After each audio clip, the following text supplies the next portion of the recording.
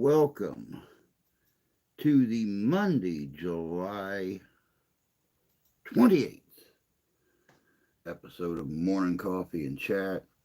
Hope you guys have had a good week. And go figure. First time in 2 days, blood sugar has dropped. Couldn't have timed that out any better than what we did. What's it down to? She was at 97 earlier. 49 and falling.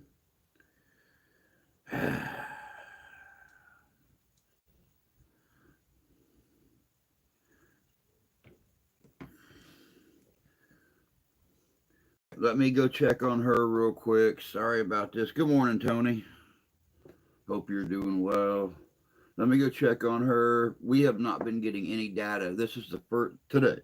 This morning is the first time I've had any data off of her machine in 2.5 days. And the doctors say there's nothing they can do about it. We need to take it up with the company that made the machine, not the doctor that prescribes it. So give me just a second. Let me go check on her, see if mom got the data. If not, I got to wake her up and get something sweet in her to get her sugar back up. So give me just a second. I'll be right back. It's always something.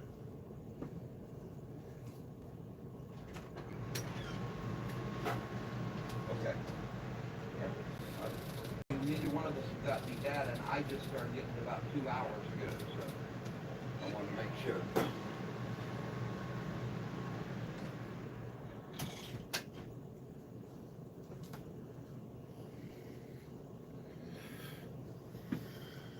Oh.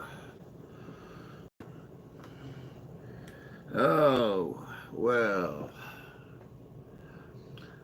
It's always an adventure, I guess.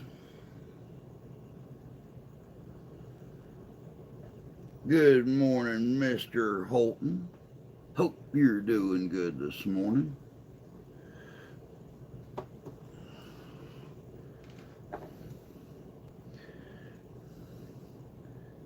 You know, this is the second time this morning I have thought when it rains, it pours. I got up this morning. Wife finally fell asleep. I don't know if you guys caught the community post I done last night, but the wife actually saved my life. I mean, not figuratively, literally saved my life yesterday. She went to borrow, she's been talking about going to borrow her cousin's lawnmower so we could get the yard mowed and didn't have to pay the little boy down the alley, 25 or 30 bucks to weed eat and mow. And she finally went and got the mower yesterday. I got home from work about 8 a.m. yesterday morning and laid down for a couple hours. She went and got the mower and came back, and I went out to mow, and she was already putting gas in it to mow, and she said, no, it's pretty, it's not very hot yet, I want to mow, you can't see anyway, and it's getting bright out, which means you're going to be trying to mow in a haze. And I threw a fit, it's my job, let me do it. You don't need to do it. You got to work tonight. You worked last night, blah, blah, blah.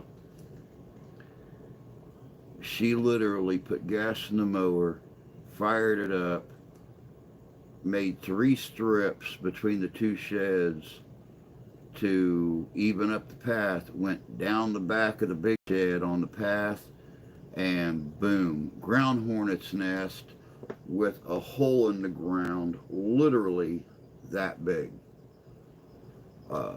All I heard was screaming coming through the window. I thought it was the kids down the block playing, and it got it got louder and louder and louder, and then all of a sudden I heard it through the door, and I was up out of here. She started stripping her clothes off in the driveway. Her shirt was out in the driveway. Her pants were laying just inside the door, and she was running through the house screaming. So, needless to say, me and the kid got her in a bathtub, started putting cold water on her. She couldn't breathe. She was hyperventilating from screaming so bad. Um,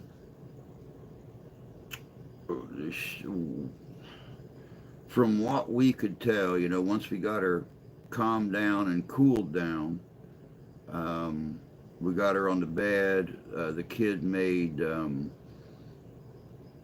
baking soda calamine paste and put it all over her legs, her butt, her arms, her back, her feet.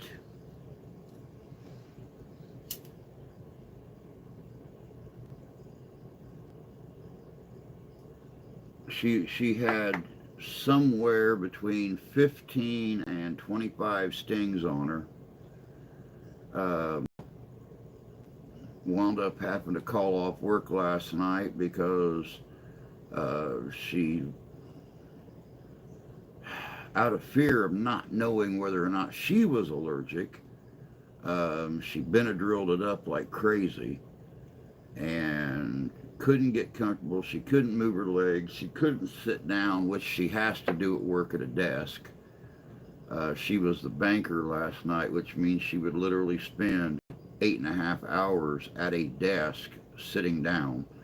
And these stings were all over her butt, her back, and the back of her legs, on her feet, so she couldn't put on her slip-ons because they would be rubbing into the stings and stuff. But I think I went to bed finally at 11:30 last night, and she was still wide awake, laying on her belly, facing the TV because she couldn't get on her back. And I woke up at 3:30 this morning, had a terrible frickin' nightmare. Um, and I woke up and she was laying up on her pillow on her belly, um, sleeping. And by 4 o'clock, she was awake. So, and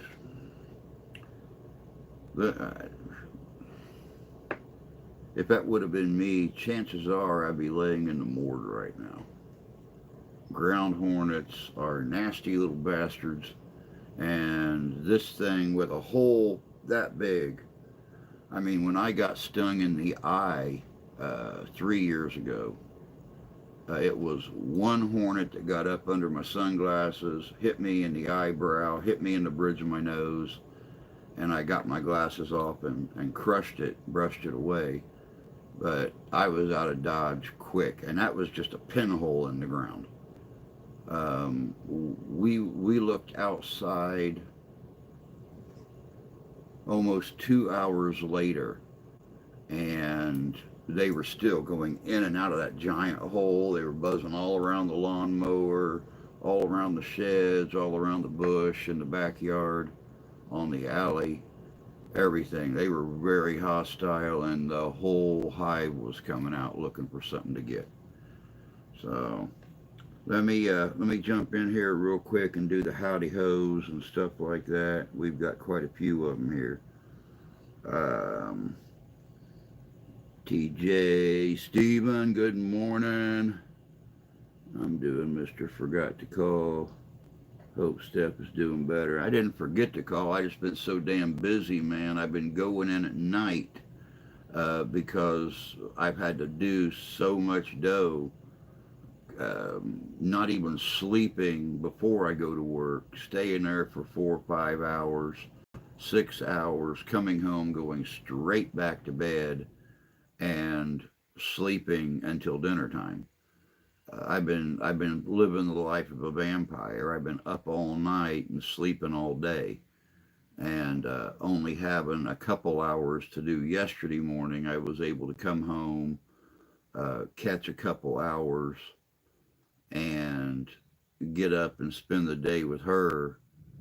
And then, of course, after that happened yesterday, uh, mid afternoon, I was with Felix taking care of her all evening. So that's the only reason that I've not called yet. Uh, I need to use that phrase. It is raining like a cow pissing on a flat rock.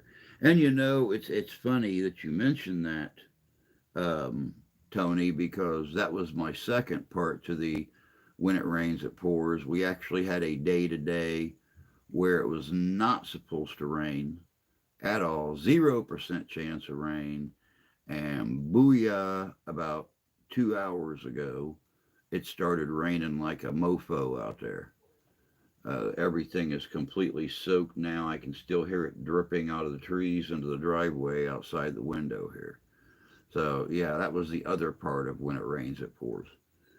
Um, Good morning, Lee. Hope you're doing good this morning, bud.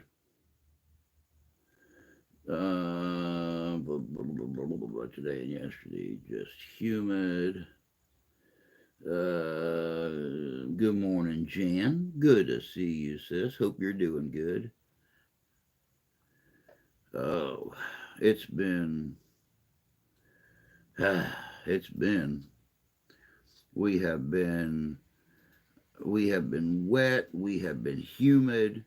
We have been freaking terrible around here, and we're already there. It's 76 degrees right now at 12 minutes after 8. I think we're supposed to get up to 87 today. They've already issued another heat warning. They've issued a UV warning, which means I will not be going outside because I will be blind as a mole trying to walk around out there once the sun comes up and starts to clear these trees over here across the drive. I will be completely blind. So, and I'll get a terrible headache and I'll start getting nauseous again, and I don't want to deal with it. Another wonderful day at Josh Men's Warehouse. Joseph A. Men's Warehouse. I miss those commercials on TV. We used to have a men's warehouse in Indianapolis. And during the 80s and early 90s, we would get men's warehouse commercials on TV constantly.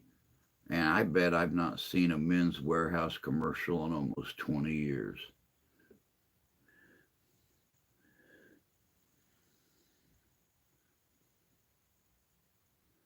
Buy one suit, get five free. That's a hell of a deal. I could use some suits, that's for sure.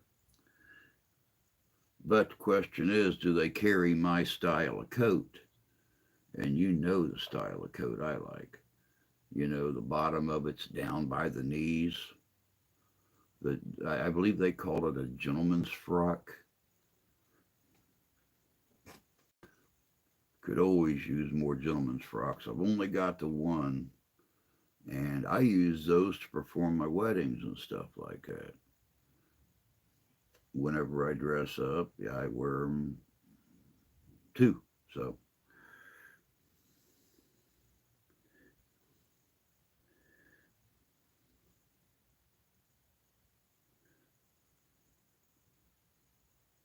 I don't go to the stores. I hate getting messed up. I know that we had a men's warehouse in South Bend. I don't know if it's still there or not. It's been so long since I've been to that part of South Bend. I don't know if it's still there or not.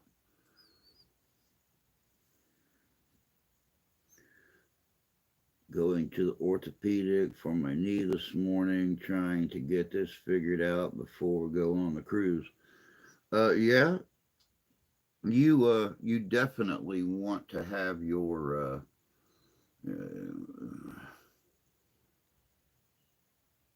I guess we could call them sea legs. You definitely want to be able to keep yourself, just because that thing is a floating city doesn't mean that it don't sway a little bit. So, one of the reasons I won't go on a cruise is I for some reason am prone to getting seasick. I don't care how much Dramamine I take. I don't care what I don't consume all day long. The one time I went deep sea fishing in Florida or in Texas, we went about 20 miles out. We went through a storm. As long as that boat was moving forward, I was fine. When it stopped, if I wasn't sleeping, I was hanging over the rail throwing up. Then I was back in there sleeping. Then I was back in there throwing up. And I managed to, it cost me $65 to do that day trip. I caught one redfish and I got it halfway up the side of the boat, threw up on it, reeled it on in, stuck it in the canvas bag, told my friends, there's your frickin' $65 fish. And I went back in and laid down. By that time, I had nothing left in me, so the fish was a red and green fish.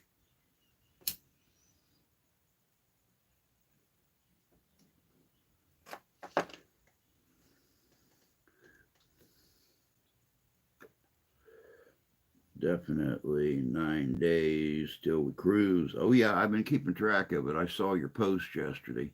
Give it a little thumbs up and stuff like that. There's a men's warehouse just east of South Bend, above Mishawaka. Um, yeah, that's probably the same one we're talking about. It used to be that plaza right there used to be where Men's Warehouse, Spirit Halloween, TJ Maxx, which Spirit Halloween was a 365-day a year store. It didn't just come in seasonally, it was open 365 days a year. And they done some serious business and then had to move to a bigger location in another little strip mall.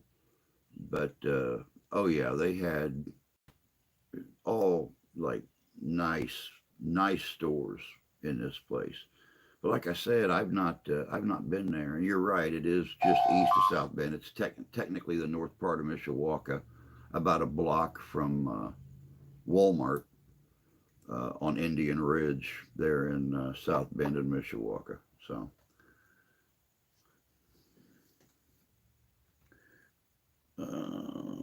bro, there used to be a Jeb store at the mall. A Jack. Oh, Joseph A. Banks.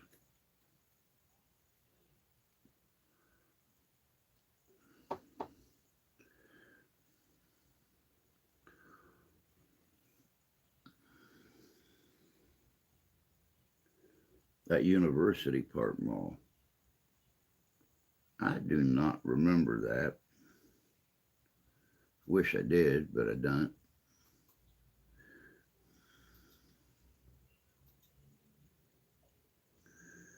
Oh man, got another another paranormal flashback coming on Wednesday to our Paranormal Papa Investigations channel.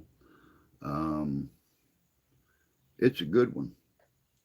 It's a good one. A lot of you that have been with me for the longest time remember when I got attacked and scratched um, at the one cemetery, the South Wayne Chapel Cemetery, here about 4 years ago. Um, it has been completely re-edited and ran through the new sound equipment, the voice equipment, voice recognition system, word recognition system. Um, so there's a little bit more to what do you keep going off for? More of that TikTok crap. Go figure. I have TikTok on the phone that I use every day, but can't get TikTok on the one that I do all my videos and stuff on. So I can't even advertise on my TikTok. What's the use of having a damn TikTok if you can't even advertise on it?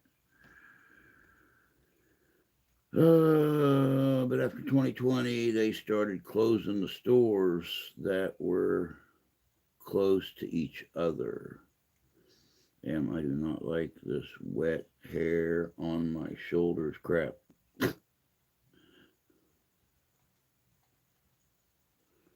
I think I vaguely remember that cemetery. Well, then you need to go on and subscribe to the Paranormal Papa Investigations. That's the name of the channel. It's right there in that little PSA that I put up a second ago. You definitely need to get subscribed to it, because not only do we do the paranormal flashbacks, which is our older videos, we do paranormal highlights, which are other good investigative teams, and that's where we put all of our new investigations, which with Mark's brand new schedule, working at the juvenile center, there aren't a lot of them. As a matter of fact, we've not done one together yet this season. And the season's half over. So hopefully, um, even if Mark, because of his job, can't attend, I'll be able to get some other collaborations up and running where at least I'll get out and be able to do something in 2025. I think that I have to catch up on Paranormal Papa. Just subscribe. Cool beans. Yeah, I'm currently actually trying to work on um, a video, our first Paranormal Papa podcast. Say that 3 times really fast when you're still trying to wake up. I've got it slated for next Friday, but I hate sitting here talking about myself. Everybody keeps asking me all these questions, and I want to address these questions in episode 1 of the podcast, but I hate sitting here talking about myself. I want to focus on other folks.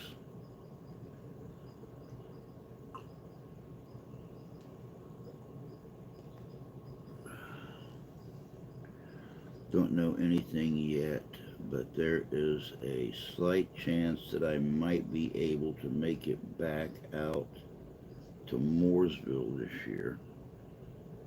I would actually love to go back to Mooresville, but since Mike or I, neither one have a tent, uh, Tyler got the Baker tent from Mike.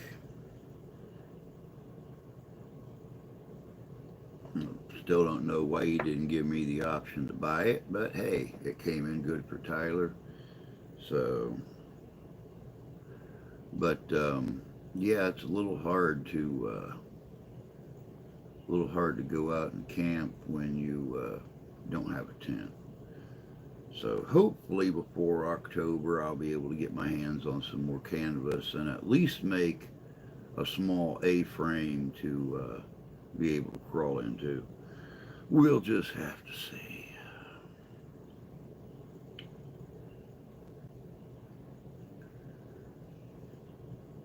My little 100 and a half, 175 that I make every week don't go very far when you're trying to, pay off a house and Hell, I'm even out of coffee creamer. It's been a bitchy morning.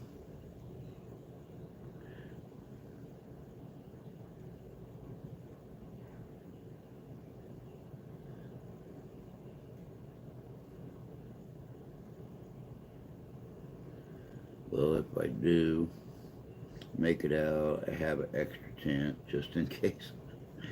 Damn, ain't you ever slept under a diamond fly?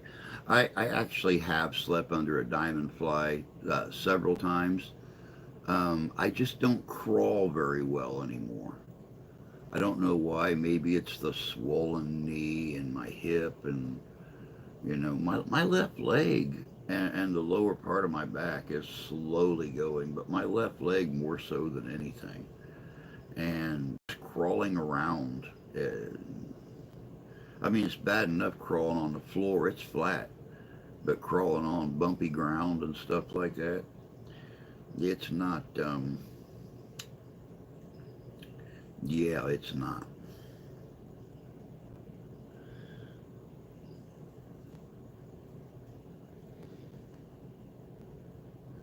I need revenge against Grumpy. Well, all I can say is you better get something grumpier.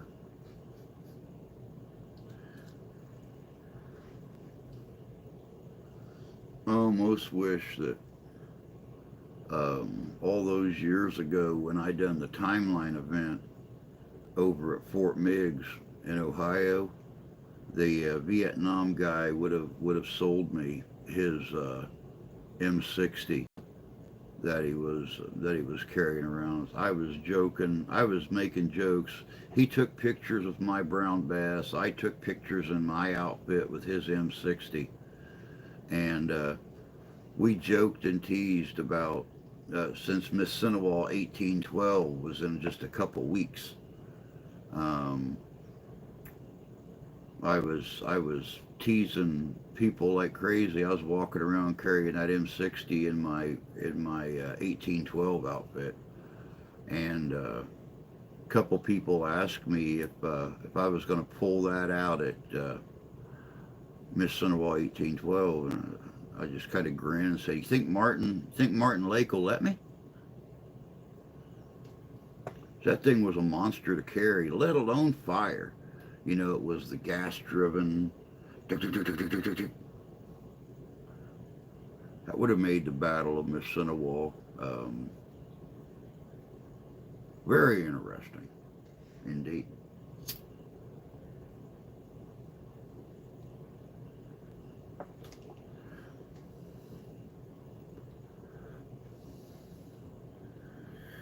I'm still coughing out buckshot. I got a couple double barrel 12s. Lee, want to borrow one?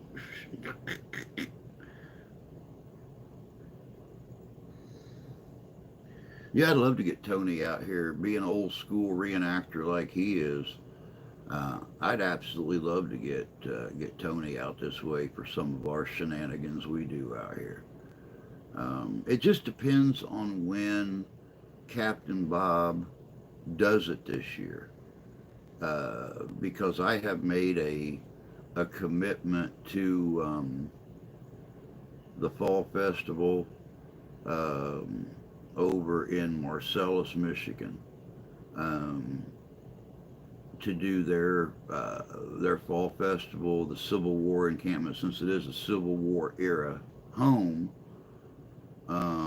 And the person that originally built the house was a Union officer. I made a commitment to uh, do that event every October, and there's been a couple years where it's fallen on the same weekend as Mooresville, and there's been a couple years it's fallen on another weekend, and I've approached Bob and some of the others about coming out and setting up at our event, but since it's just a 1 day event, um, a lot of them don't want to come out and set up their rigs and everything, and go out just 1 day. I don't set up a tent. You know, my friend sets up his. We don't put anything inside. It's basically just a changing room for us. We set up a couple tables, some maps, do a little recruiting thing for the kids where I fill out a recruiting form and then give it to them so they have a little free souvenir to take home with them. Um, but yeah, it's a 20-minute setup for us. Like I said, we don't take beds or anything. Now there's been one year that we went out early Saturday and set up the whole camp, set up bunks, spent the night Saturday night out there by ourselves. If I can talk Darren into that again, I might try to do an investigation in the house. So we'll see. We'll see what happens with that.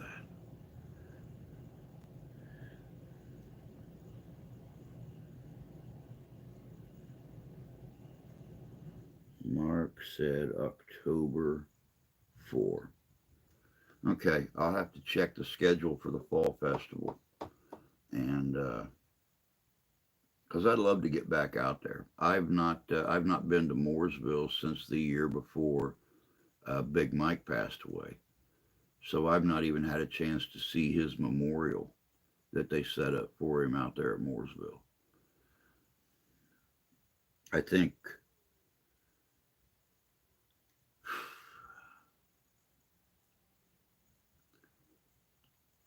I think I'm kind of afraid to. You know, I've still got Big Mike's phone number in my phone, and every time I run across it, um, I remember those spontaneous calls when he was going to come by and visit, or him and John Savakis were going to come by and visit. And I think going out and paying my respects at the memorial is a final goodbye that I'm just not ready for. Love me a Big Mike. Big Mike was the real tall feller that always wore glasses. Um, he was the one that started our cowboy encampment um, that Captain Bob and all of us went to every year out behind his house. And then when he sold the place with the loose agreement that we would still be able to do our cowboy events in the town that he had built out in the woods behind his house in Dewaljack. And when he moved to Texas, we never heard anything back from the family that bought the place about letting us do another event there. So that town that he spent all that time and everything building out in the woods, the fort, the cabins, the saloon, everything is hell. I don't even know if it's still there. I know it's been 5 years, 6 years since we were out there. So I don't even know if it's still there or not, or the kids have completely tore it apart.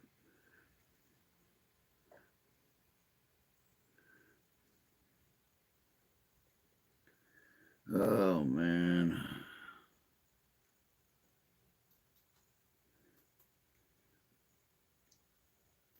Hell, if you ever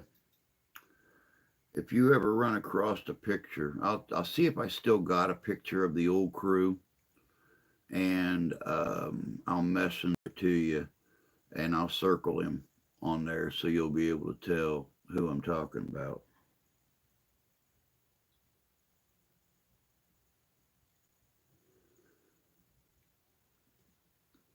And yeah, um, I know that your attire, Tony, now tends to go to the 1890s. Um, Captain Bob is not just a Civil War reenactor; he's a cowboy reenactor. And before his father-in-law passed away here a few years ago, I was talking to Chuck about doing a cowboy gathering out there at Mooresville. And he told me, he said, put it together.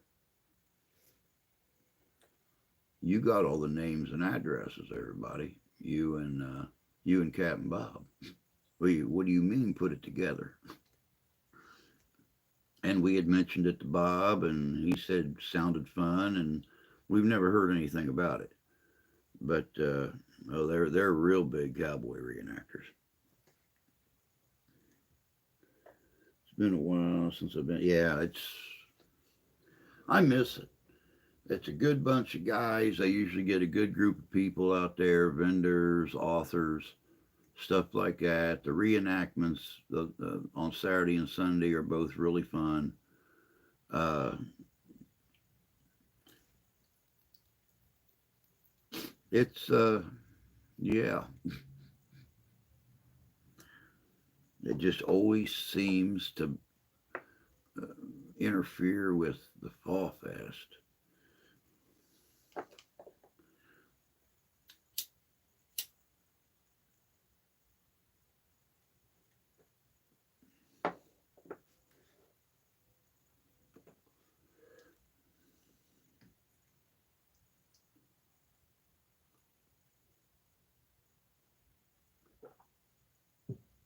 Uh, but like I said, if I can get out there and actually spend the weekend this year, um, I might just do a little investigation in that house. That house is on lease to us from MSU, Michigan State University. They actually own the house. They lease the house and grounds to the Cass County Historic Commission, and we do all the upkeep and taking care of the house and the grounds and everything. Do the fall festival every year, which I mean, not just a history festival, mind you. Um, it is blacksmiths. It is strawberry and apple vendors. It is jams, jellies, apple butters, apple cider, pumpkins, uh, games for folk. It's a nice little festival. They really should make it a weekend event, but a lot of the old timers with the historic commission just don't want to do it. So,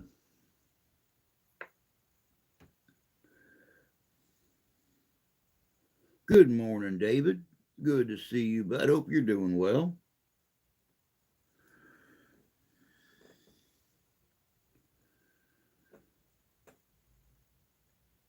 But yeah, anyway, to finish the story about the wife, she woke up this morning miserable. She's still trying to lay on her belly as much as she can. Um, Getting up and walking hurts. Laying down hurts more. So she's trying to do a little bit of both. Lay on her belly for a while, watch TV, get up and do something, throw some laundry in the washer and stuff. Um, of course, Felix, 3:30 this morning, I get out of bed. There's no sign of Felix. I figure, he's in his bedroom playing his game or chatting with one of his friends somewhere in the world. Nope. The kid waited good and late and went out and got the mower away from the ground hornet's nest, and pulled it back up here by the house. And because, he figured they would be in they were hostile for a few hours. They were very hostile. I took the trash down at about 10 o'clock last night, and there were still a few of them buzzing around this side of the sheds. And the nest was, 30 feet away behind the sheds. And there were still a few of them buzzing around. So, but yeah, they are some nasty little things. They they stung the piss out of her.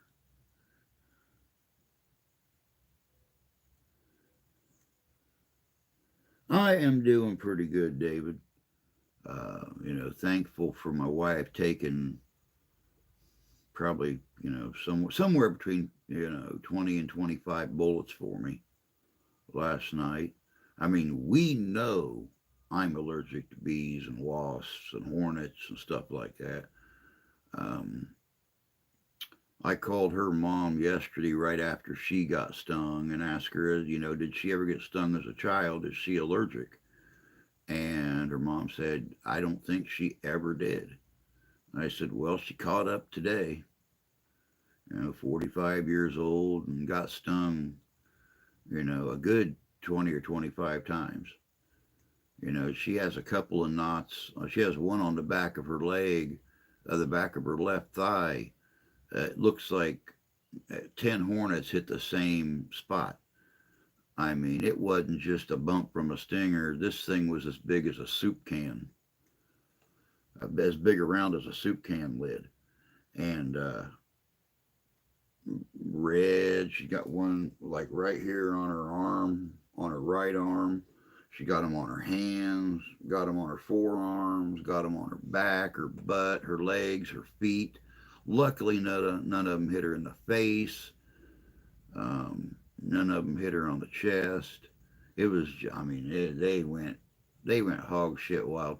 And how in the hell these things can fly out of a hole with a lawnmower sitting over it and not get butchered is beyond me. They must be one of the most aerodynamic little critters you done ever saw in your life. Because, I mean, the second she pushed that mower over the top of that thing, they were coming out around the bottom of that mower. And how in the hell they do it with that kind of shear is uh, unimaginable. But they do it. Oh, goodness gracious sakes.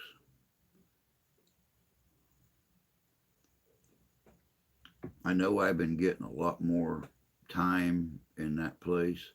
I can't wait for things to start slowing down again this fall.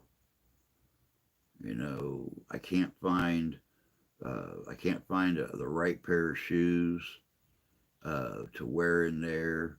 I had a good pair of restaurant shoes with the thin slit insole in them until I developed that cyst right underneath my uh, third, fourth, and fifth toes, my middle toe, the next toe, the pinky toe.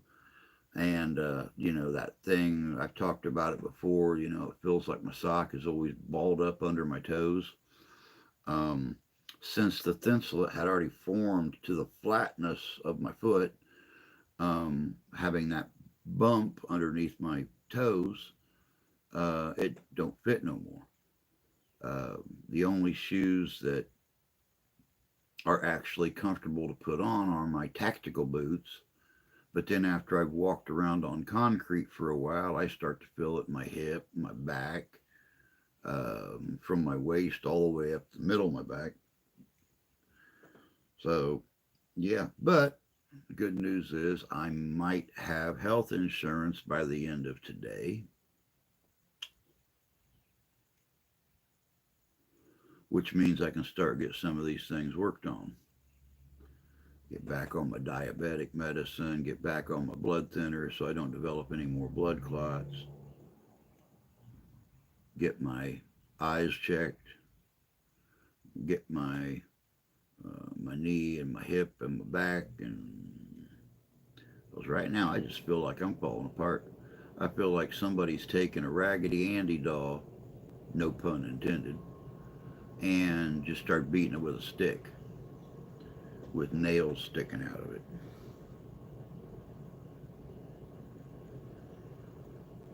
So we'll see how that goes this afternoon. I got to make a phone call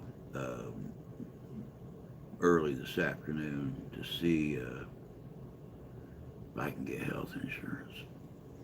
If I can get health insurance, y'all gonna be the first to know, because I'm just gonna be a happy motor fudder and I mean, we're pretty much sure that the right eye is completely gone. It's already starting to silver. The pupil's already silvering up on it. Um, but there's still hope for the left eye. So I'll be perfectly happy with one good eye.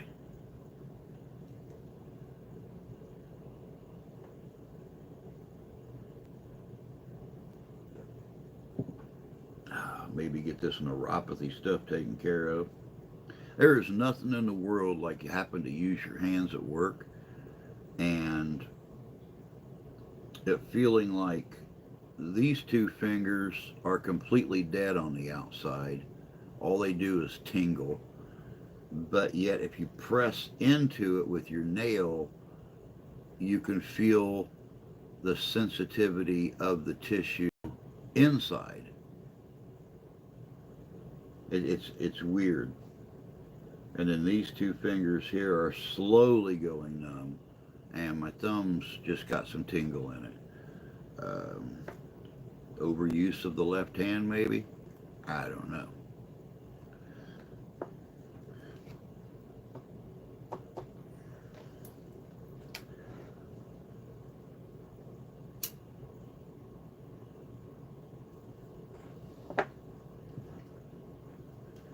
Let's heat this up a wee bit.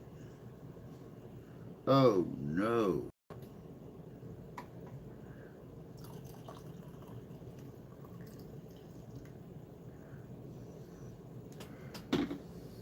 Dead soldier.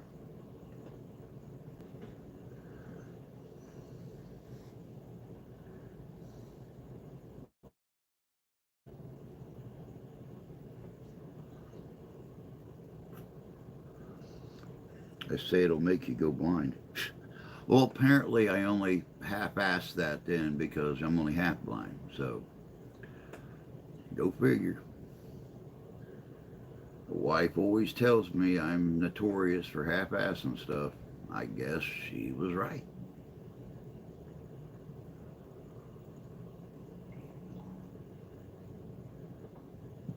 Ah, that's some good coffee.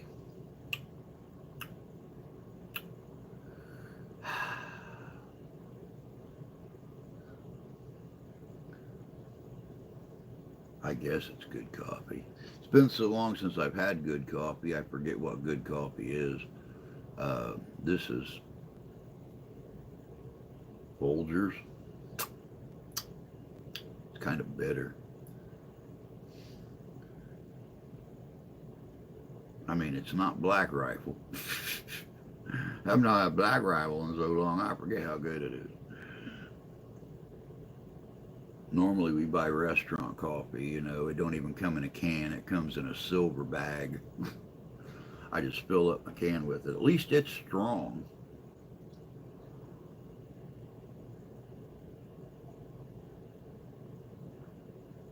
It's like people that don't drink hot coffee don't realize that coffee comes in different strengths. I mean, you got your light roast, your dark roast, your breakfast coffee, you know, your wussy coffee.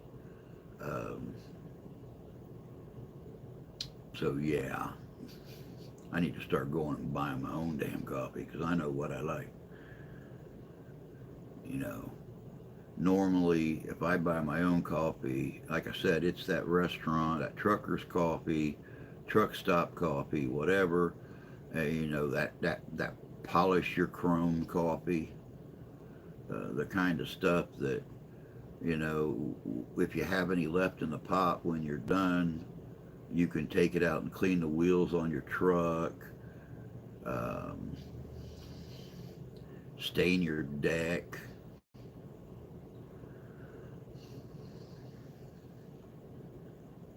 To hell. Folgers Black Silk is doable. I don't even think I've seen black silk around here, to be honest with you. Um, Let me see here. This is just a red plastic container. This is classic roast. Yeah, this is classic roast, and I'm not even going to try to see how much caffeine is in this, because I'm here to tell you, not enough.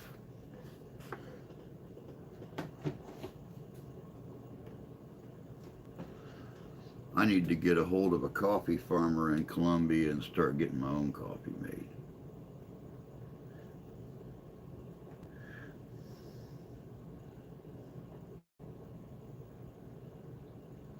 I stained a rifle with coffee once. I have used coffee to stain wood products for years. I've used coffee to stain clothing, um, coffee grounds. I save coffee grounds forever to be able to make buckets of stain to stain different things. So yeah, I get you with the rifle thing.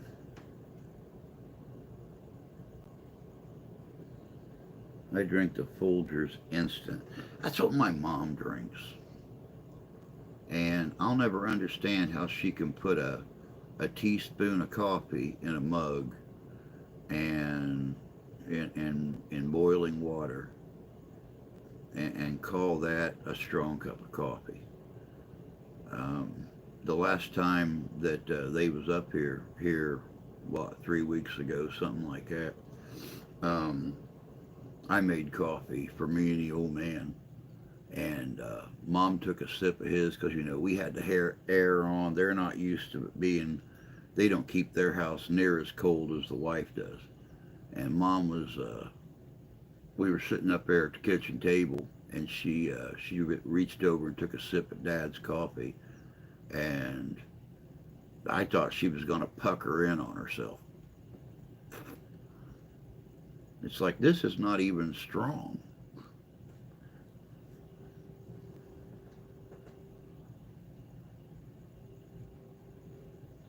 Then I discovered, gotta go, have a great day.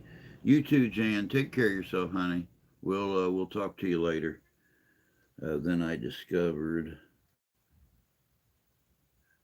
Jacobian stain. I put more than 1 teaspoon in. You're a man, David. We need flavor in our coffee, not just tan water.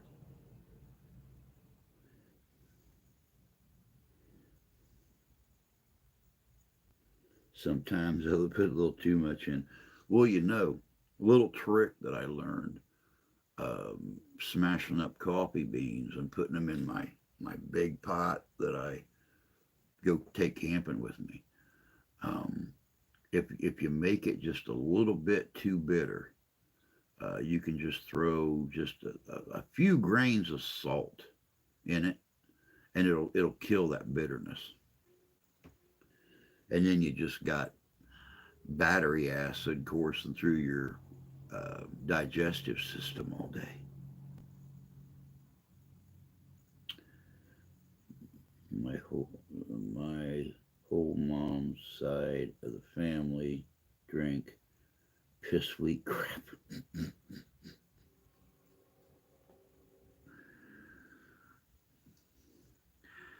Man, I'll tell you what. I wish this cup was empty so y'all could see the inside of it. I get my coffee drinking from my dad and my grandpa. And literally, if you can't stand a spoon up in your coffee cup, it ain't strong enough.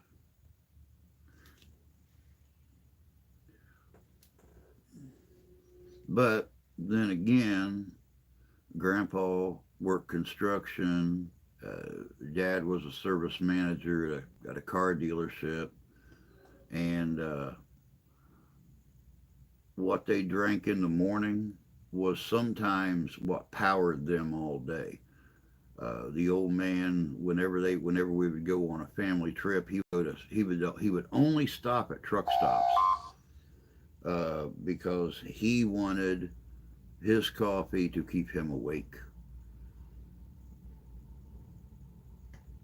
keeping him awake and making him do this. Driving down the road for 3 hours is two totally different things, but to him it's the same thing. So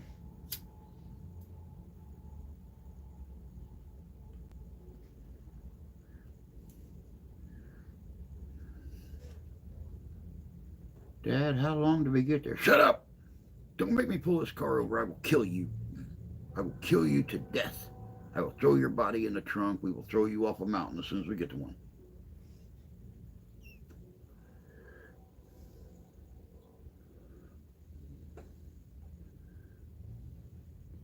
I like it to nearly make me gag.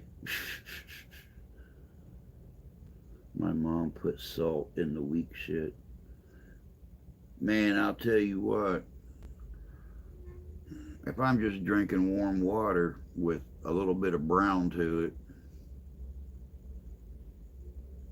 I'll just I'll pour it back in my pot and just throw more crushed beans up in it. Now I've got it down to the point where I can make coffee bombs with regular ground coffee and coffee filters, and I've got the amount perfect. I put about 4 scoops of coffee into a coffee filter, pull it up over the edge, tie it to the point where it's not going to hold no more coffee. I throw 2 of those in my pot. So I got about 8 scoops of coffee in roughly a gallon of water.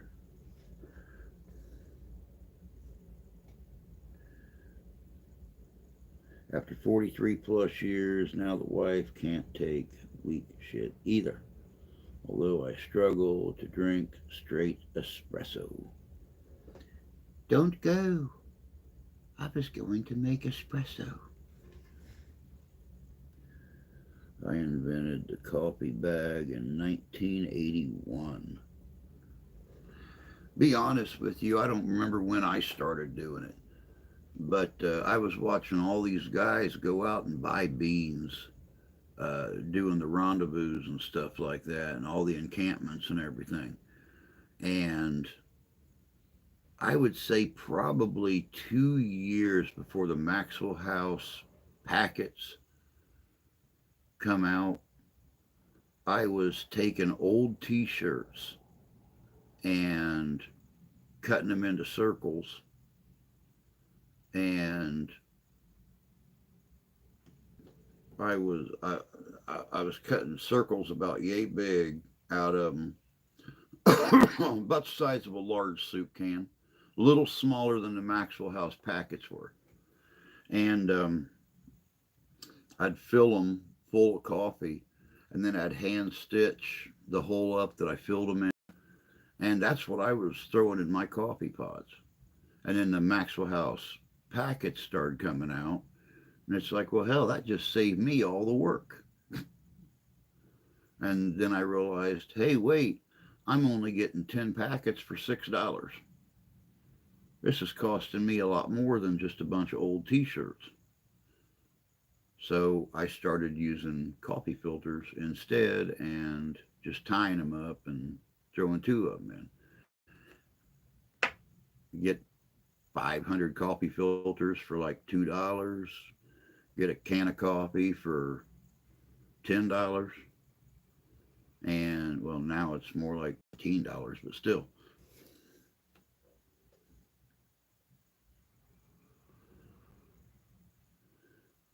You were still an infant in 81? God, I wish that was true.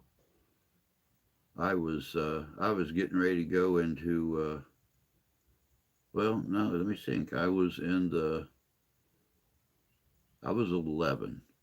I think, in 81. I was born in 68, 78, 10, 79, 80, 81. I was 13. I was 13 in 81.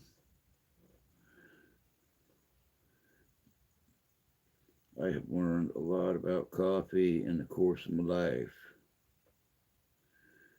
I definitely prefer Colombian. Dark as brimstone. There you go. Now you're talking magic. Colombian and dark.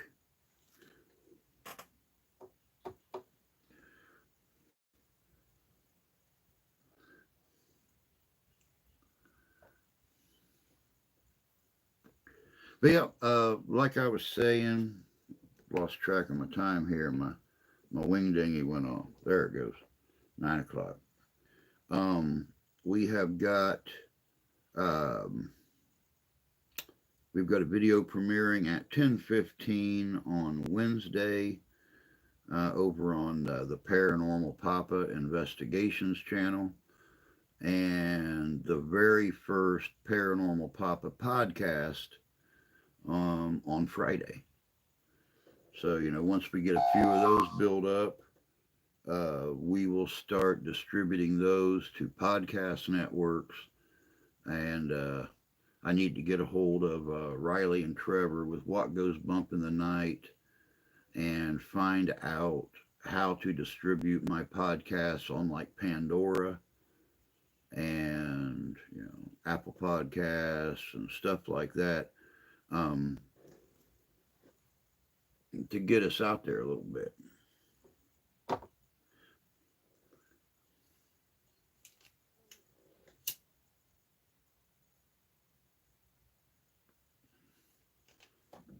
I need some real sound equipment to do a good podcast.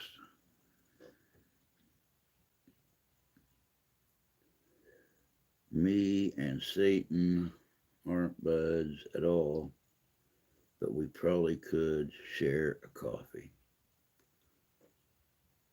Probably so.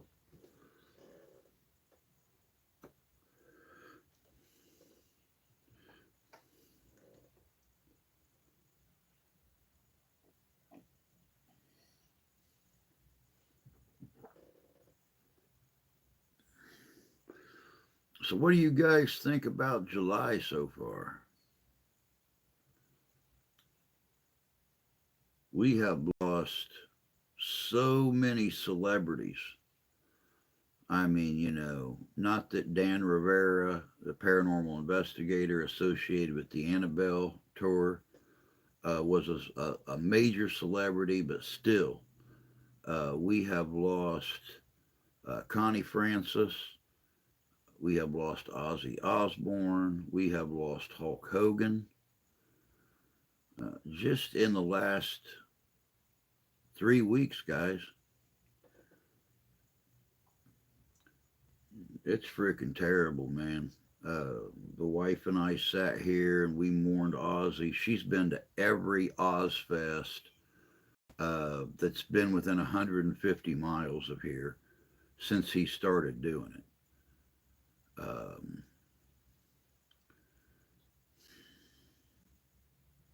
I grew up with Ozzy. The very last album that I bought after I graduated in May and left in July for basic training in 1987 was the Ozzy Osbourne Randy Rhoads tribute album cassette. I don't want to say album because a lot of you guys remember albums, um, but it was the tribute cassette. And Ozzy was always a big influence on my likes when it come to rock music. So, and then Hulk Hogan. I remember when Hulk premiered,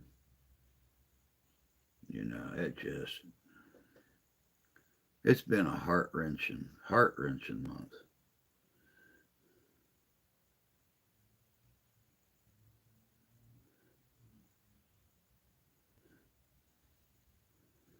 Um, the guitar thing is going okay.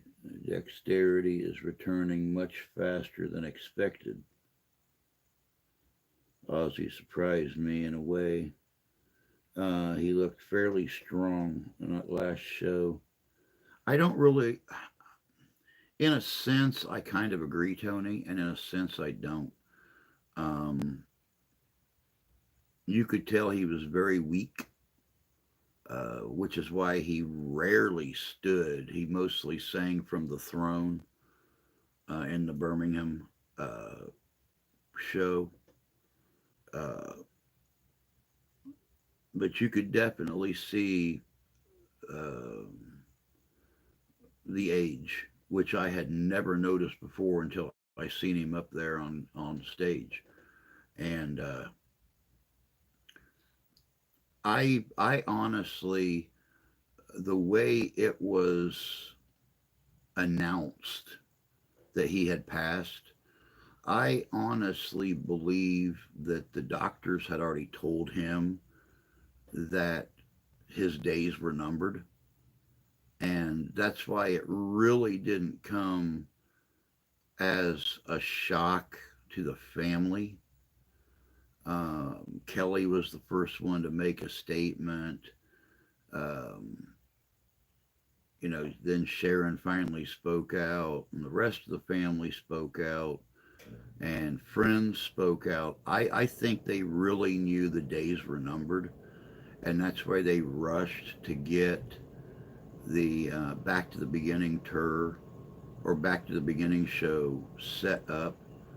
What really disgusted me about the whole mess was he was not gone for 2 days, and there was already these jerk off paranormal channels that were, we contacted the spirit of Ozzy and he's doing just fine and da da da da. And give us some time, y'all. Give us some time. Pay a little bit of respect. Mourn like the rest of us that such a great man has passed.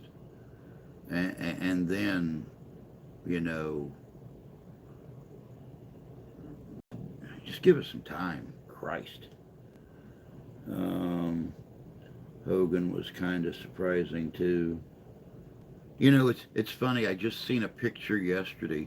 It had a picture of Ozzy on the left and a picture of Hulk Hogan on the right. And underneath Ozzy, it said 76 years old, lived a life of alcohol and drugs. And under Hulk Hogan, it said 71 years old, lived a life in the gym every day. You choose. And I'm like, huh, I'll be damned, it's true. All the stuff that Ozzy did to his body for 76 years and all the stuff that Hulk done to his for 71 years. And look who lived to be older. I guess those steroids don't help extend life much. Oops, Chuck Mangione died the same way that Ozzy did, and Hulk died 2 days later. Died the same day that Ozzy did. I did not know that. I had not heard anything about Chuck Mangione. Holy crap.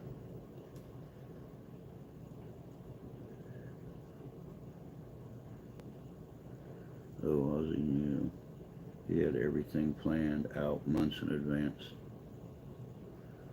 Yeah, but he had that illness, and he was old. He rode hard and put away wet countless times. Oh yeah, definitely. To see Ozzy with his grandkids was priceless. Oh, I know.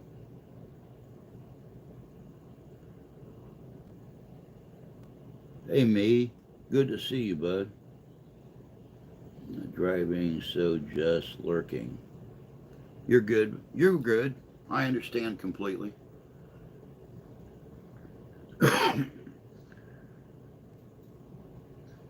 Don't forget, guys, too, I'm putting up the PSA again. Um, if you are not subscribed to the Paranormal Papa Investigations channel, it is there in the PSA, so you can get subscribed to it. We have another great paranormal flashback coming on Wednesday, and the premiere of Paranormal Papa podcast coming on Friday. So, and I believe the podcast is going to be a weekly thing, so we can build up a menu of Paranormal Papa podcast episodes and just keep them coming.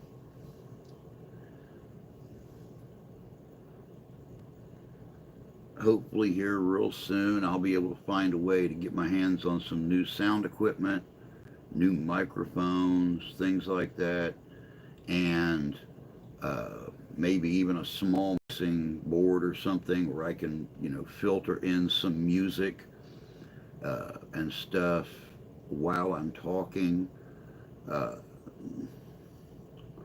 and I can sound better doing it. Hulk had every single disc fused and lost over 3 inches in height. Those leg drops he did over his career really did a number on him. Finally, the hair is dry. I've not been outside yet, so my bald head is. Well, guys, it's been over an hour. Let me make a run to the in-house real quick before I make a boo-boo, because I'm old and have no control.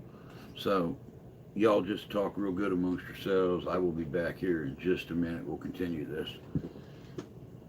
You can put that back in there. It's cooled down enough.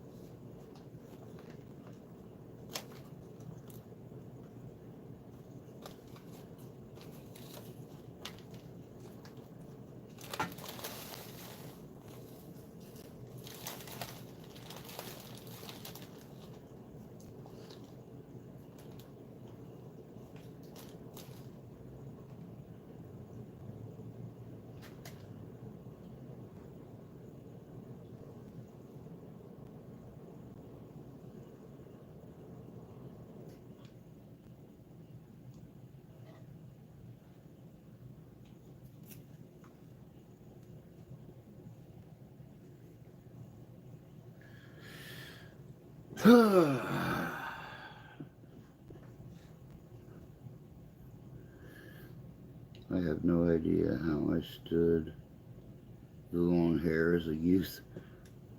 Why don't you go and get it cut, Tony? Now, if you're hating it so much, well, why don't you go and get it cut? Or cut it yourself. Have the wife cut it.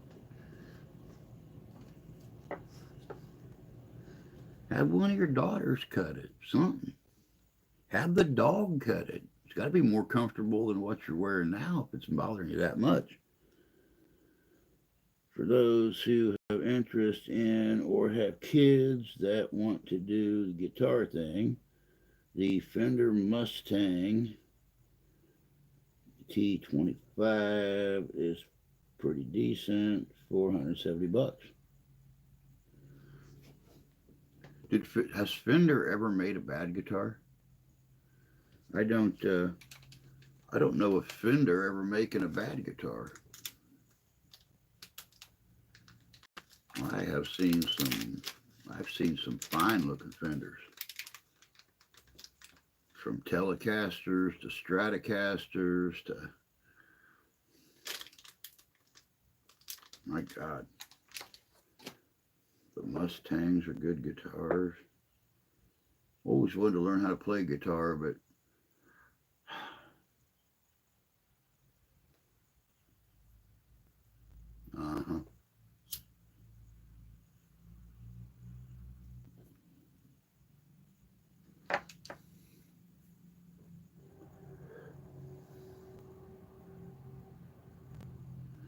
It always bugs me at certain times.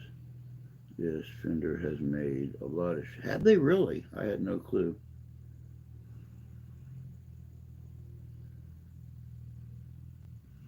This is an amp, though. Oh,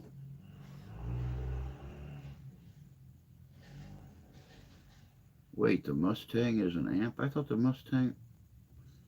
This shows how far out of it I am.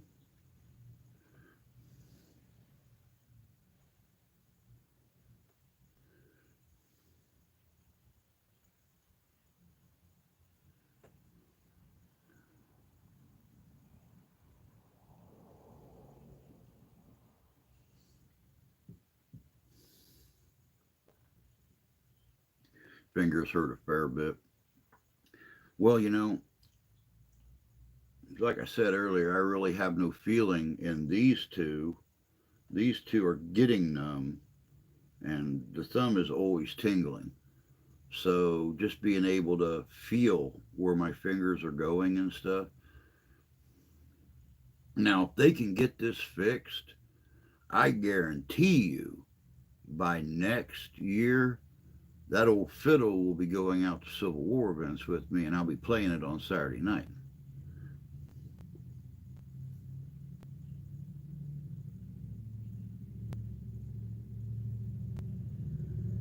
There was a guitar named. Okay, I was starting to say. I thought there was, but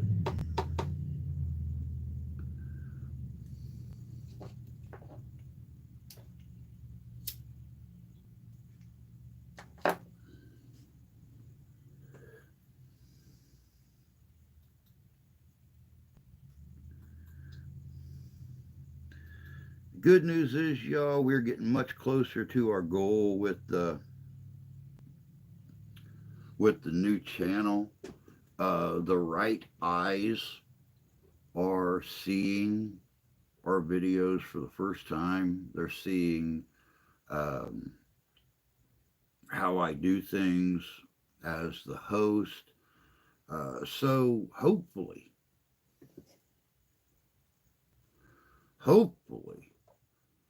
something good is going to happen with our exposure here really soon. At least, hopefully, in the next 5 or 6 months.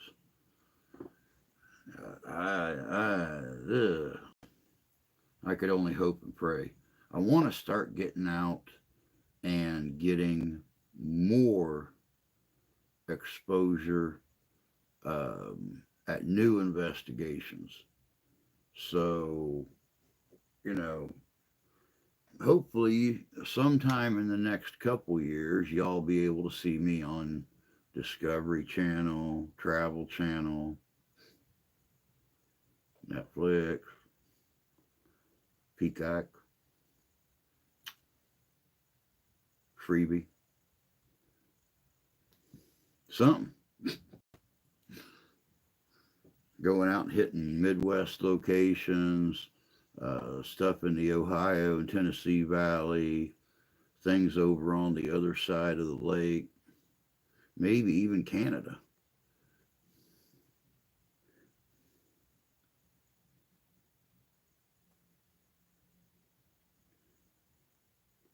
Mimics various amp and effects. Huh, I'll be damned.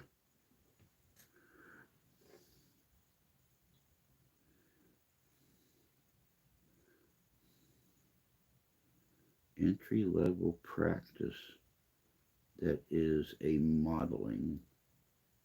Wow, crazy.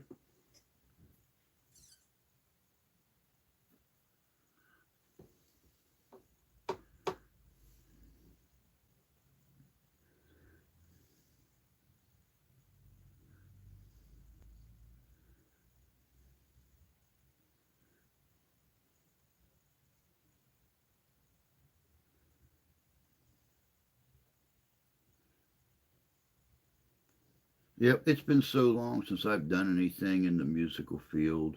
I was always a drummer, always wanted to try something different. You know, my My senior year in high school, 1987, my school actually flipped the bill for a brand new drum set, and my music teacher gave me the old drum set. It was still a good set, don't get me wrong, but they had had it for about 10 years, and they decided it was time to buy a new set. And I had that set for 3 years after I graduated, replaced all the heads, got some new Zildjian cymbals, polished it up, had it painted, had it clear coated. And then when I got married, the wife told me we didn't have any room for it. I managed to hold on to it for 6 months until she sold it one day when I was at work. And I didn't talk to her for like a week. And then I just got my poop in a group and got over it because there was no going back from that point. So that's probably when I quit playing full time. Was right around 90, 91. I've still gone out to bars and stuff and talked to band members in bars that have had bands, um, and got to play. I got to play an entire ZZ Top set in Anderson, Indiana at the Holiday Inn one time in the Bananas Bar and Grill they had there, which was fun. Uh, Showed myself. That was like 95 or 96. And then I've just played on occasion on other people's sets when I've got to set in with a band.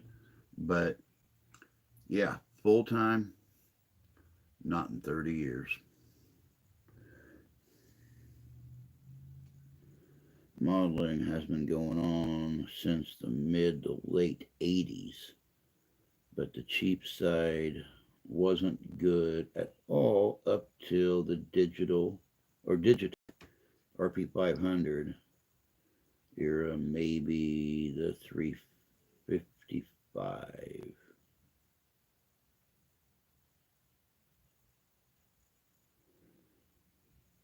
Drums are a hard thing to get into. Kits are expensive. They are. Used to own a Ludwig kit. Mine was a Tama. Mine was a Tom. Well, it had Tama rototoms to it, and then um, the kit was. I could not play to save my life. It had Tama rototoms. It was a Ludwig kit with Zildjian cymbals. Very, very shiny, pretty Zildjian cymbals. So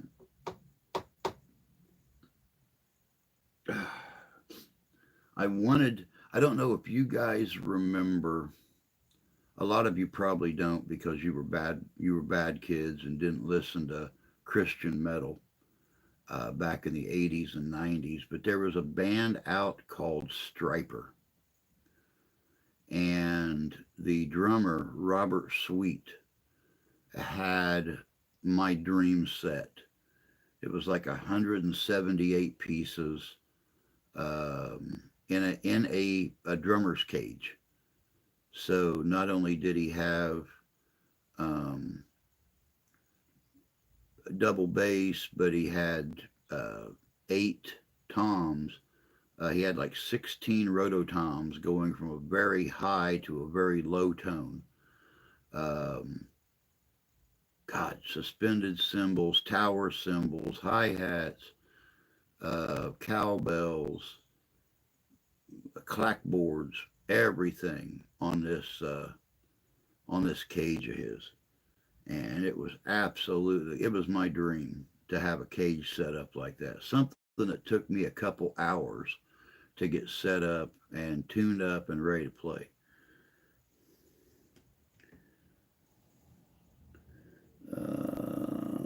but I bought a kit to get drummers here without requiring them to bring a kit.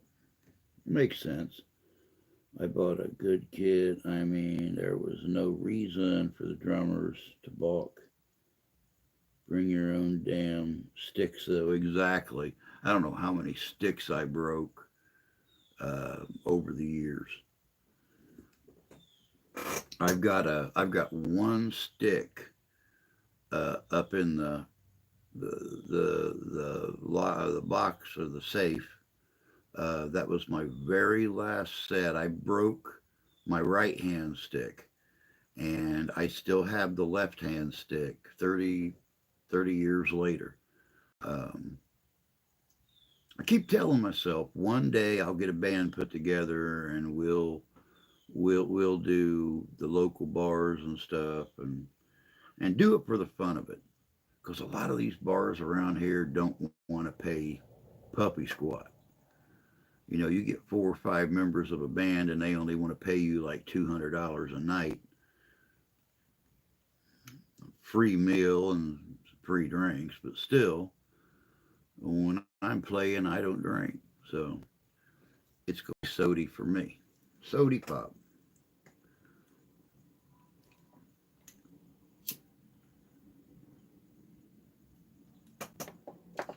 Or I bring in my own Ghost energy drinks.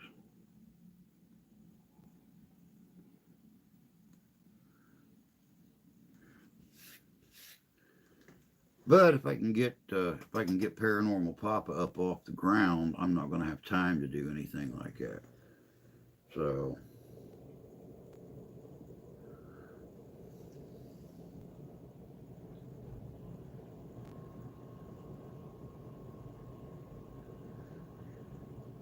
see, my big thing about doing the band thing, I think, is you need 80s kids to play decent 80s music. I've seen bands that, guys that graduated high school in the 60s and stuff, and they're up there trying to play 80s music, but it always seems to have a 60s sound to it. I want to have an 80s band, somebody, a group of guys that when they tear into a guitar solo, it is ass romping, psychotic, awesome guitar solo. Not somebody that does like a 2 minute little solo or something like that. I used to know a guy in high school. His name was Harry, and he used to enter the talent shows. This is when I was a freshman in high school. He would enter the talent shows with his drum set, and he would literally do a 20-minute drum solo, and he never broke a sweat. That's the kind of guys I want. The guys that can play well together and put on a memorable show, or play a solo and put on a memorable show. I'm still fed up with musicians who are unreliable. I would guess that 60 sound issue is the drummer. I refuse to do guitar solo part. I heard one guy, and I was amazed because you could tell the kid was born in the 90s. But they did an acoustic version of November Rain from Guns N' Roses at his brother's wedding. And it was all acoustic. It was acoustic guitars, it was violins, it was bass violins, it was just a very simple drum set only like 4 or 5 pieces. And when they got to Slash's guitar solos, that's when the groom's brother stepped out of the crowd with his guitar, and he ripped every one of those solos. And I swear to God, if you closed your eyes, you would think it was Slash playing it. And I was completely amazed that somebody that young had that good of grip on what I believe music lacks today to be good music, is those monster ballad guitar solos. I tell the wife all the time when we're listening to modern music, I say, you know, a 5 minute guitar solo right there would be absolutely, that would take this song over the top.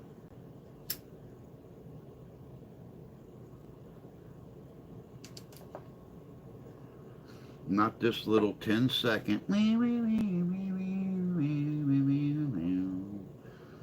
I mean, you know, give me one of those Slash smoking guitar, you know, things. I did solos in every damn song. What the hell did I need my own damn spotlight? Well, this is part of my this is part of my love of bandmade and other female Japanese heavy bands. Different drum woods, if they use wood, and heads, different sizes too. There's a lot of variables including head tension and tuning. Even the snare spring tension can affect. Oh yeah, most definitely. Most definitely.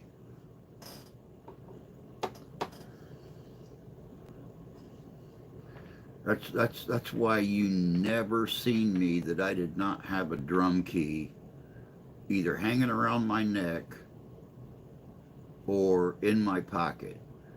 That way I could always set my heads, stare and turn each little screw.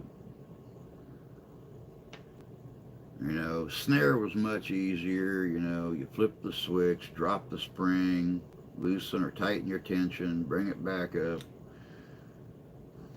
But yeah,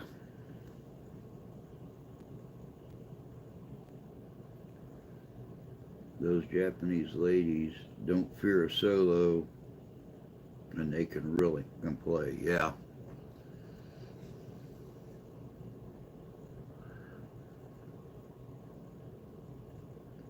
Every once in a while, every once in a while, I find a little garage band or something like that that really embraces that 80s music. I heard, God, what was their name? Anyway, they were from Marion, Indiana. This was probably 15, 20 years ago, 21 years ago, something like that.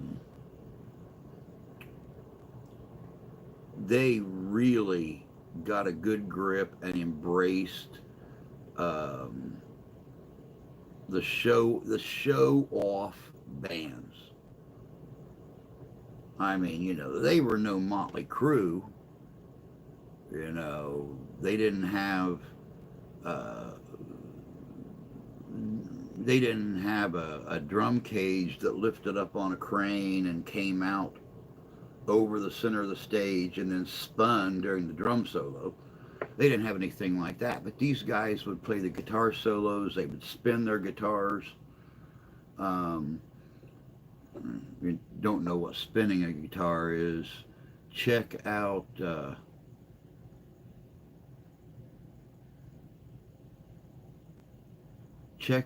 a band called Cinderella, a song called "You Don't Know What You Got Till It's Gone." Eric Brittingham, the lead guitarist for the band, He's sitting there playing his guitar, and they get to a point right before his guitar solo. The drummer builds up to it. He grabs the neck of his guitar and pushes down and spins it completely around himself, catches it again, and then goes into his guitar solo. They would do that kind of stuff on stage. Um, if y'all remember when ZZ Top was in Back to the Future 3, and they had their guitars on a strap, but they were mounted to a harness around their waist. The strap actually came down and hooked to the harness. The guitar was just mounted on the harness by a pivot ring. So they were able to spin their guitars this way when they were playing. Um, but they done all kinds of showy stuff like that. And people loved them till they all got so old they couldn't play together no more.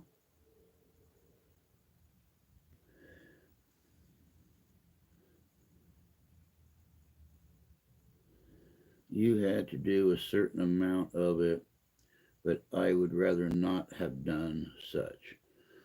Yeah, and it's really funny because a lot of bands were not into the theatrics, but yeah, you got to admit when we were younger, seeing things like the rolling cage, the drummer cage and stuff, and all that fancy stuff that they were doing, you know, um, hot for teacher, you know, Eddie Van Halen walking down between those kids on the tables playing his guitar solo in Hot for Teacher. That was all really cool to us. And it's funny that still today, for those of us that grew up in that era, to see that kind of stuff again, a dude up on stage at a concert that walks up to the edge of the stage and plops his butt down on the stage with his feet hanging off the front of it, playing his guitar solo, or, basically making that guitar. Here, perfect example, Pink Floyd, making that guitar cry to a pretty girl down there in the front row. You know, Pink Floyd, they didn't just play guitar solos, they made the guitar cry. They made the guitar scream for relief and everything. You don't find it no more. I improvise most of my soloing, so I really had to think while trying to get it close. Ah, I got you.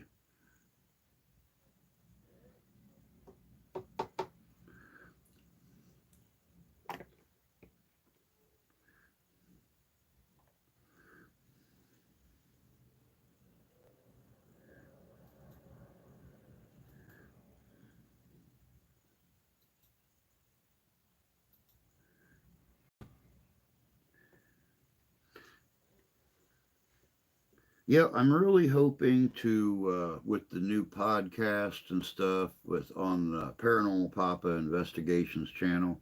I'm really hoping that I can start wiggling more time to actually interview individuals in the field, parapsychologists, demonologists, paranormal investigators, things like that, people like that. To start off, it's going to be just me. Um, because right now I just don't got the time to arrange things, and everything times move so weird with my job, that I don't want to make a time with somebody and then not be able to show up. So, because you mean one day we might have really good sales and don't need to make extra dough the next day, and at the same time the next week we could completely sell out a half hour before closing, and not have any dough left to make appetizers the next day. So I got to go in there and make extra dough the next day and spend an hour, 2 hours, or 3 hours longer than I normally would. So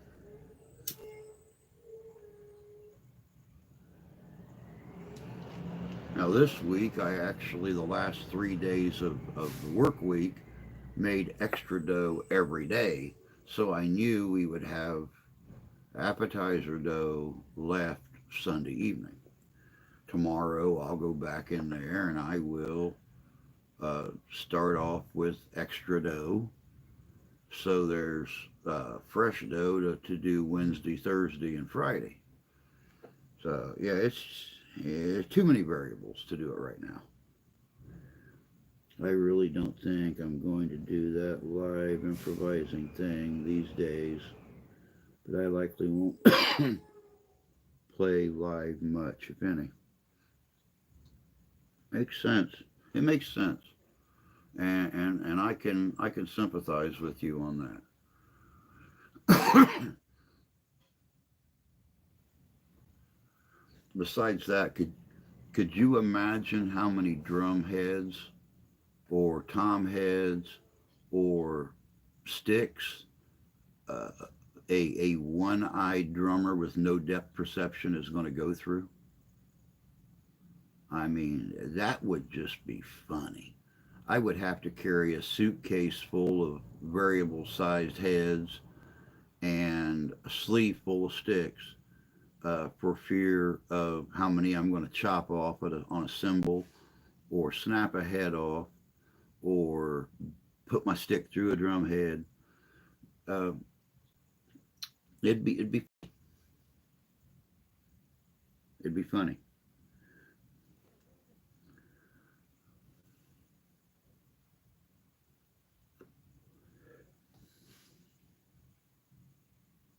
Oh, I don't like composite sticks. Never did like composite sticks. I had one pair of composite sticks. I used them for like 3 days and stuck them in a closet. Did not like them. I want give me good old wood sticks.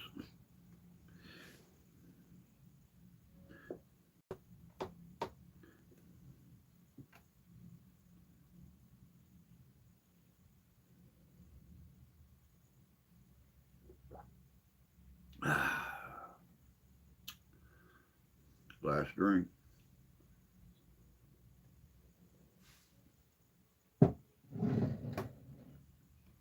I've seen a few guys using them, and they sounded okay. Get sticks made out of Osage orange. There you go. God, those would be expensive.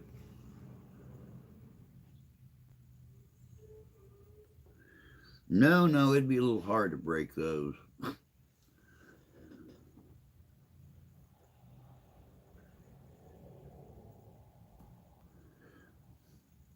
Man, once again, we have covered the subject matter today from celebrities passing away to music to musical instruments, the paranormal, the new channel. I guess we're good at that. We just bounce all over the damn place.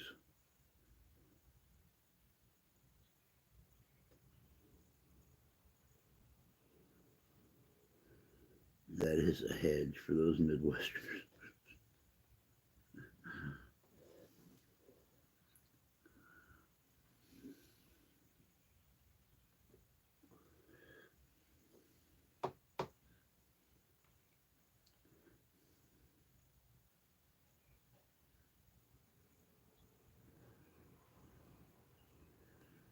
Man, I cannot believe we are down to 15 minutes already. It just doesn't seem possible. I will sit here and think of all the things I got to do during a day and think, man, should we really do a live stream? and then I get to doing it, and it's over before I even realize it. I never know. The actual tree name was Osage Orange till a few years ago. Well, see, I always knew that a lot of your native tribes would make their bows out of Osage Orange. And that's because the bows were so strong and they would last damn near forever. Just always blew me away. And you know, I've never actually seen a piece of Osage Orange. I don't even know what an Osage tree looks like.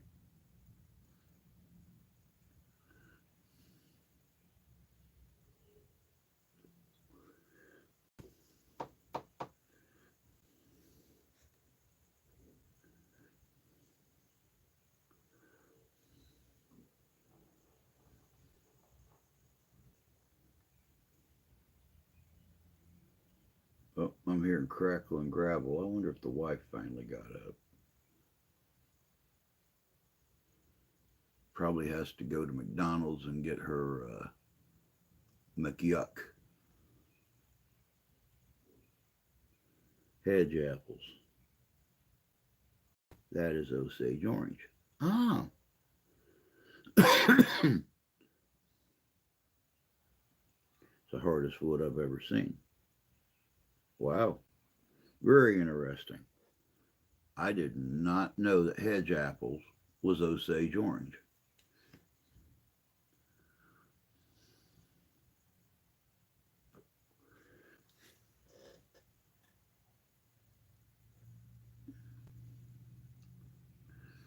You know, it's funny. I had to email the girls that gave me this little beauty um, the other day and tell them that I have had no issues out of her since I got her. I gave her the little baby doll, and she has sat right there big and tall since I got her. And I don't know what she does in here at night when I'm not in here, but I got no issues.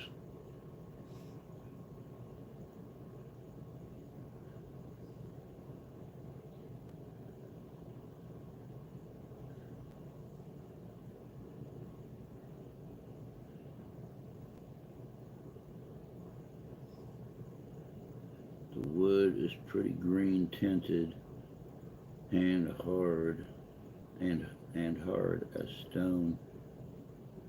Huh. Wow.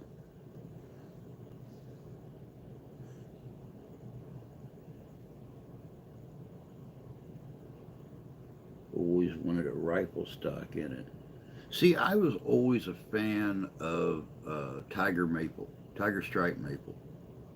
I loved the few long guns that I had that were tiger stripe. Um, and then, of course, you know, my best was just a very hard English. I think it was English oak, to be honest with you. That gun was heavy. She's fun to shoot, but she was heavy.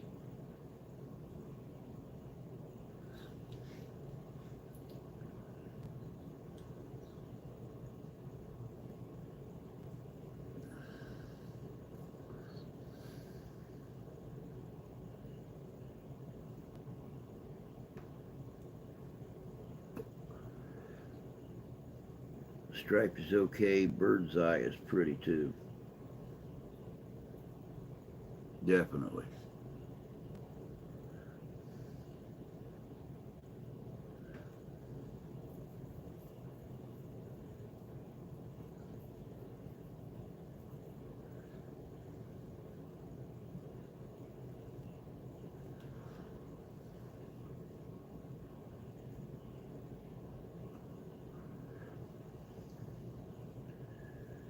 Oh man, got to work some more on this place today.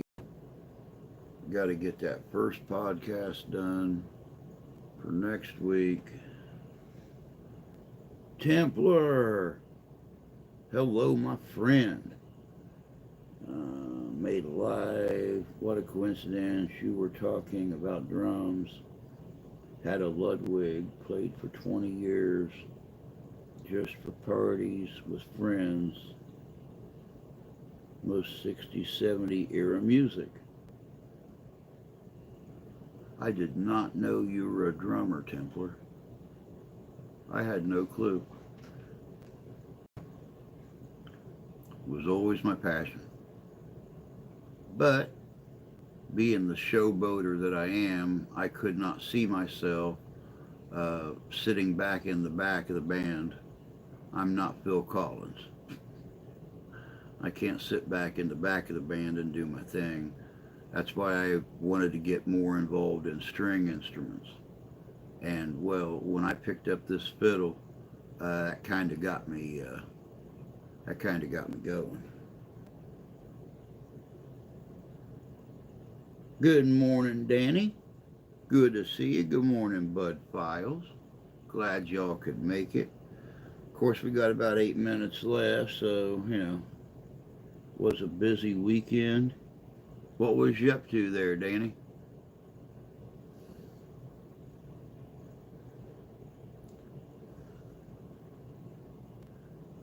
I could not play drums.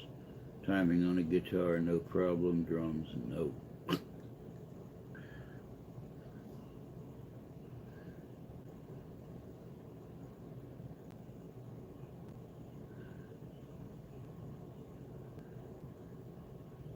Yeah, I almost got a hold of you, Danny, to possibly try to do an investigation last night, but I didn't see you posting anything this weekend, so I figured you were probably just staying inside, out of the hot, out of the ick, the going outside even if it's not raining, and when you come back inside, feel like you just walked through a hurricane.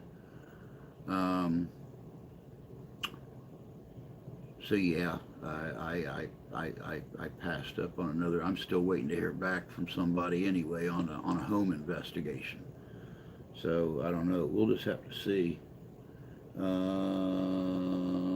all right. Doing fine. Helping youngest daughter move. Ah, okay. Yeah, he was definitely not staying in out of the ick. That's for sure. Was called Ringo by friends, same as me, left-handed player on a right-handed kit. I bet you are bushed, just walking to and from work in this humidity. It was terrible. I mean, especially the other morning when it was raining, like Tony so eloquently puts it, like a cow pissing on a flat rock. So, I got my wide brim hat on. I've got my duster on, which is waterproof, walking to work. And then by the time I got out of work, the humidity was up. It wasn't raining. It was hotter than hell. The sun had just, and I, uh, I was dying just carrying it home. Where it was touching my body at, I was soaked by the time I got home. So, I was soaked with sweat. So, yeah, I can't imagine actually doing something instead of just walking. It was terrible. I've not even been opening my back door up at the brewery to keep air moving through there. I've got it all closed up and got 3 fans on me, and the over the hood kicked on, sucking all the humidity and stuff out of there. But like I've told you guys before, I got 9 pilot lights going in that place, and that puts off quite a few therm of heat. So yeah, and I feel sorry for you for doing the moving thing. That's for sure. Um, how is there a left or right hand kit?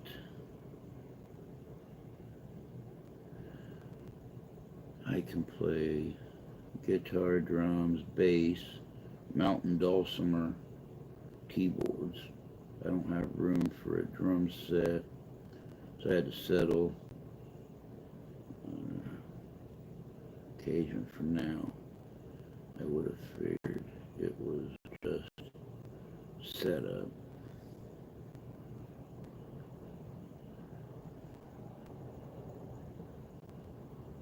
I've seen left-hand drummers use a right-hand kit and do just an opposite setup, but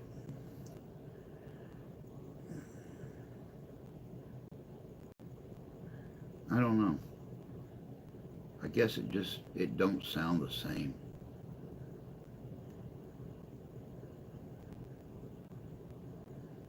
My friend Ancient knows Michael Bolton's nephew, who has a full stock studio in New Haven, and anyone can go there and play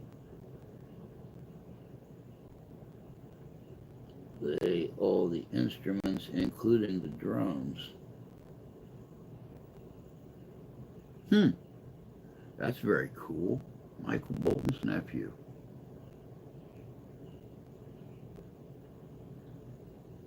That's a name I've not heard in a long time.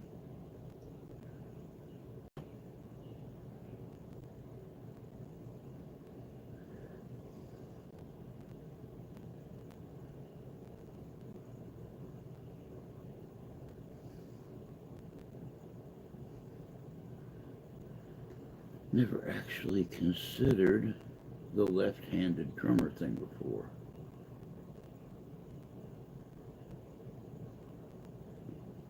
I was a backwards player, fit my personality. That's good. That's good. Once again, guys, if you have not yet subscribed to the new channel, the link is there in the PSA that I just put up. Paranormal Papa Investigations. Like I said, we have a video coming out Wednesday morning, and then the very first Paranormal Papa podcast will be premiering on Friday. Um, Trying to get that one there built up. Uh, just need to get the subscribers. I watch the studio on a regular basis, and I've noticed that over 72% of our viewers are not subscribers, but yet they continuously keep coming back. They just don't subscribe. So, trying to get the videos and everything shared out on that channel, so we can start getting the subscriber count up on it.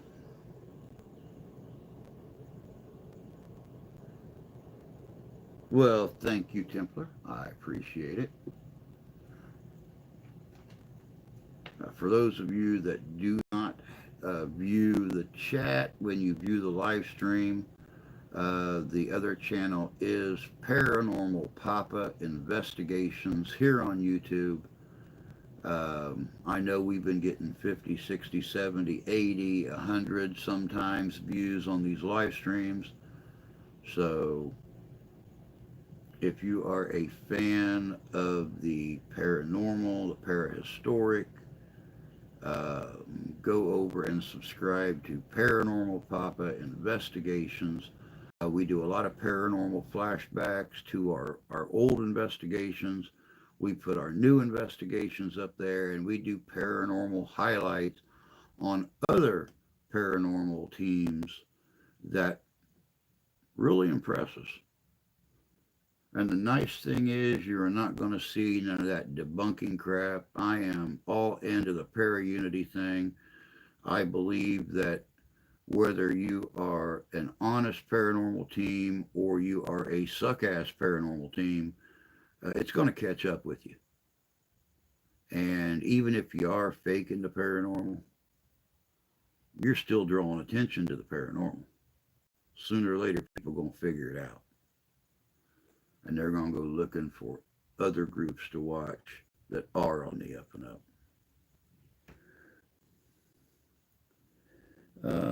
I have to switch the location of the snare and the hi-hat. When I play, hi-hat has to be on the right.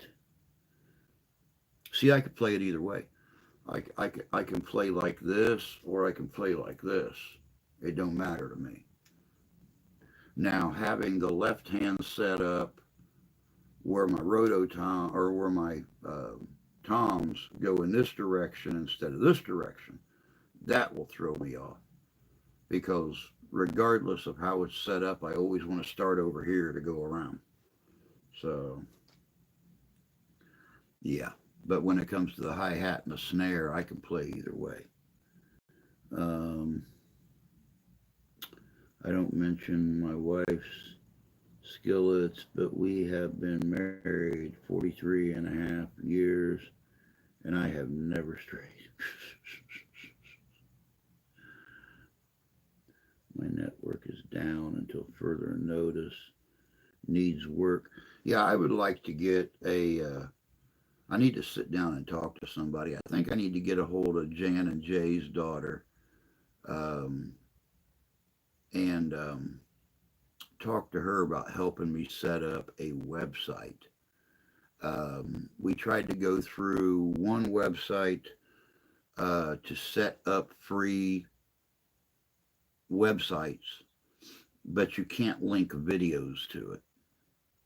So, and y'all know I don't have the money until we get this house paid off in 20 years um, to spend on that, which is why I've got 5-year old business cards and no new merch or any new equipment because there's no money. So, and no money sucks.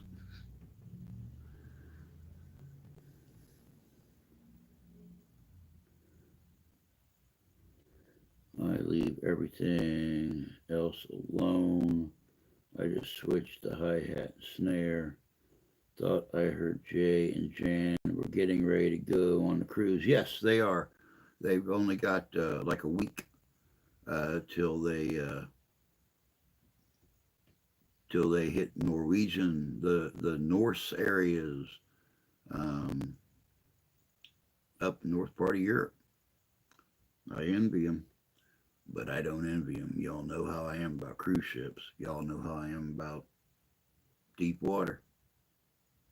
Nope, not happening. I seen some of those double bass drum do. I had open and one closed. I've not seen a double set like that. It's pretty cool though, honestly. But it is after that time, guys. It is time for me to hit it and get busy on some of the things I got to do. Not to mention the stuff outside the studio. So while the wife's immobilized, tending to her um, many bee stings from yesterday and saving my life um, by making me not mow, um, I got to do what I can do to help take care of her. So that's going to be it for today. Close to my floor tom. Yep, you too, Danny. You take care too. Get some rest today. You worked hard this weekend. But that's going to be it for today, guys. We'll catch y'all next Monday. Same fat time, same fat station.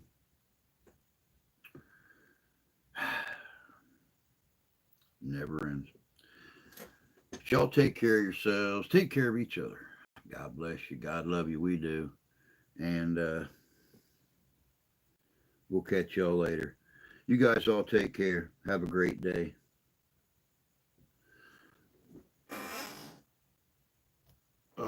Depth perception. Where's it at? There it is. Uh, uh, there we go. Now